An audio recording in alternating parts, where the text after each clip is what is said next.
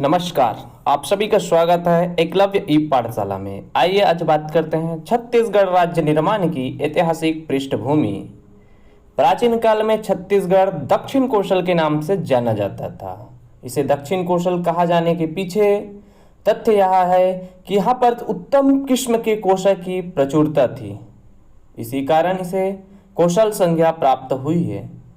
कोशा आज भी छत्तीसगढ़ की पहचान है और इतिहासकार प्यारेलाल गुप्त के अनुसार मर्यादा पुरुषोत्तम श्री राम की माता कौशल्या, जो कोशलाधीश की पुत्री थी और बिलासपुर का कोशला ग्राम यहाँ की राजधानी थी, अर्थात छत्तीसगढ़ की दक्षिण कोशल अमीधा कम से कम उतनी ही प्राचीन है जितनी की राम कथा। इस प्रकार रामायण काल से ही प्रदेश की एक पृथक भौगोलिक सांस्कृतिक पहचान थी। तब से लेकर रामायण काल से लेकर 17वीं शताब्दी तक इसे दक्षिण कोशल के नाम से जाना जाता था।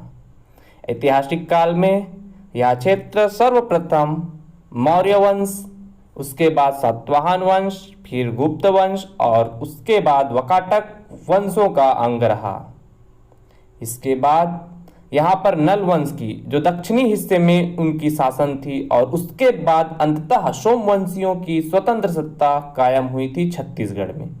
फिर सिरपुर के सोमवंशियों के पतन हो जाने के बाद यहाँ पर कलचुरियों ने आकर अपना शासन स्थापित किया। 16वीं शताब्दी तक कलचुरियों की सत्ता छीन होने लगी और इसके बाद गोंडवाना राज्य का कुछ समय तक यहाँ पर कुछ हिस्से में, जिस पर नागपुर के भोसला राज्य ने छत्तीसगढ़ को 1741 ईस्वी में मराठा राज्य का अंग बना लिया। छत्तीसगढ़ जो है नागपुर के भोसला शासन के अधीन आया 1741 ईस्वी में।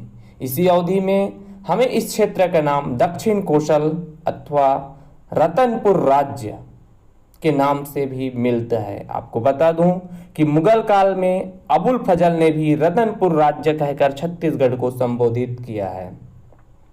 दक्षिण कोशल को संभवतः मराठा काल में ही गढ़ों की संज्ञा अर्थात गढ़ों के आधार पर बंदोबस्त की दृष्टि से, यानी बंदोबस्त का अर्थ क्या होता है, प्रशासनिक सुविधा की दृष्टि से छत्तीसगढ़ कहा जाने लगा था। इस प्रकार छत्तीसगढ़ अधिकतम 300 वर्षों से अधिक प्राचीन नहीं है।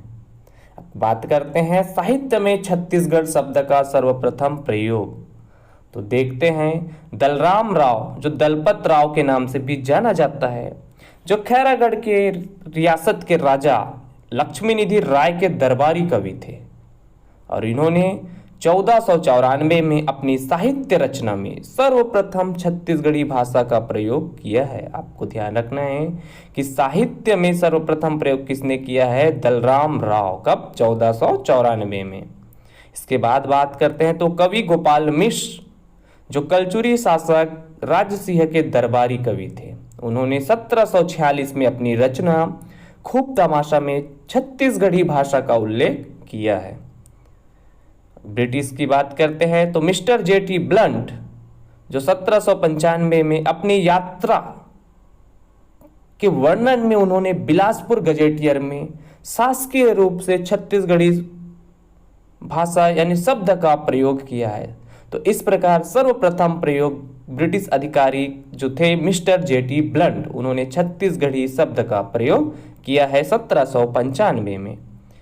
बाबू रेवाराम के अनुसार छत्तीसगढ़ी शब्द का प्रयोग इन्होंने अपनी रचना विक्रम विलास जो 1896 में किया है और बाबू रेवाराम आधुनिक इतिहासकार भी हैं।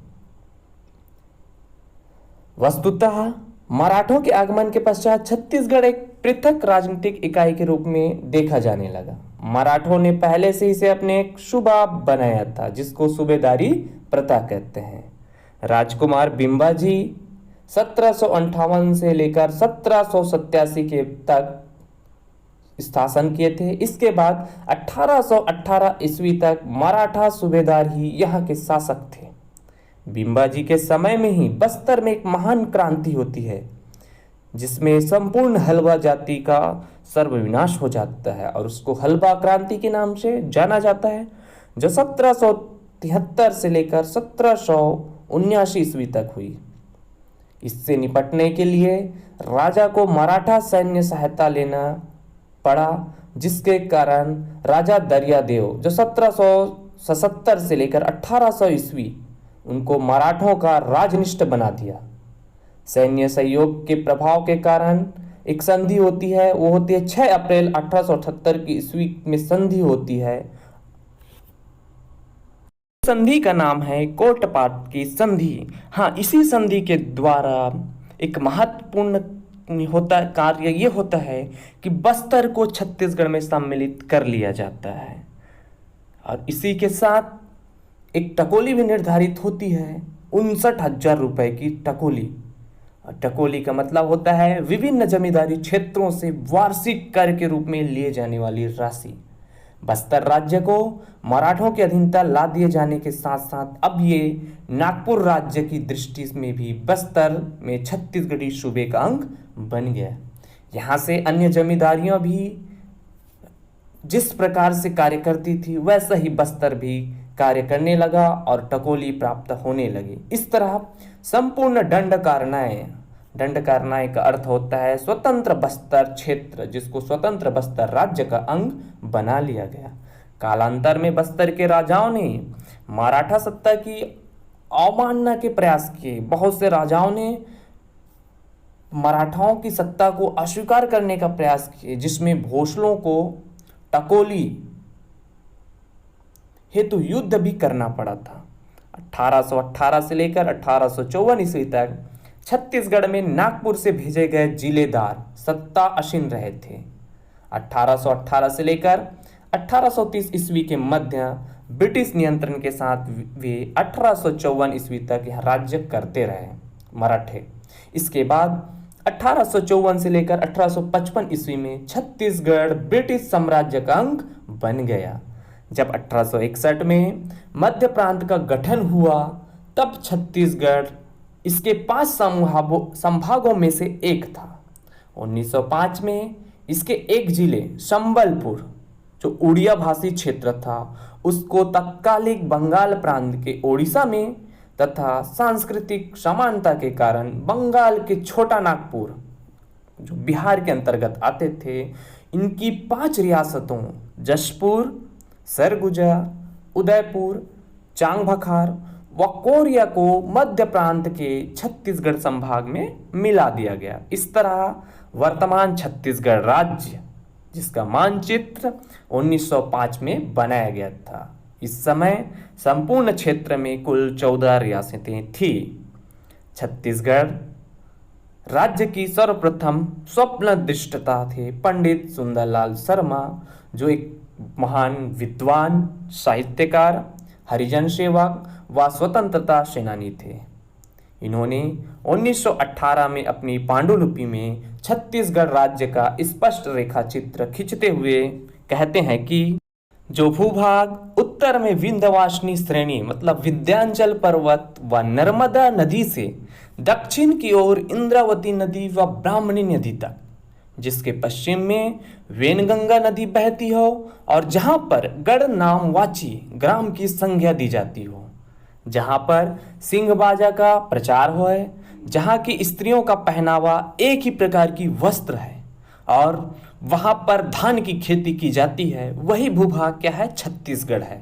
इस प्रकार पंडित सुंदरलाल शर्मा ने छत्तीसगढ़ की विशिष्ट एवं सर्वथा भिन्न सामाजिक, सांस्कृतिक, आर्थिक एवं भौगोलिक सत्ता को परिभाषित किया है।